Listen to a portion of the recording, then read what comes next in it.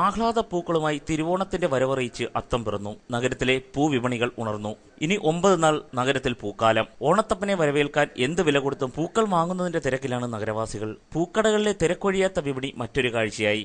വിവിധ വർണ്ണങ്ങളിലുള്ള പൂക്കൾ കൊണ്ട് കച്ചവടശാലകളും സമ്പന്നമാണ്.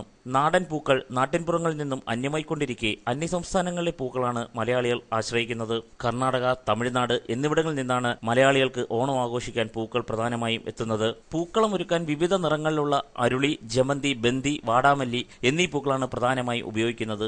മറ്റു പൂക്കളെ അപേക്ഷിച്ച് ഇവയ്ക്ക് വിലക്കുറവും ഭംഗിയുമുണ്ട്. 30-ൽ പരം വർണ്ണ പുഷ്പങ്ങളാണ് കച്ചവടക്കാർ വിപണിയിൽ എത്തിച്ചിട്ടുള്ളത്. കഴിഞ്ഞ വർഷത്തേക്കാൾ വിലക്കുറവാണ്. കോളേജ്, റെസിഡൻസ് നഗറുകൾ, ക്ലബ്ബുകൾ, വിവിധ സ്ഥാപനങ്ങൾ എന്നിവിടങ്ങളിലേക്കാണ് പൂക്കൾ അധികമായി വാങ്ങുന്നത്. കച്ചവടക്കാർ പറഞ്ഞു.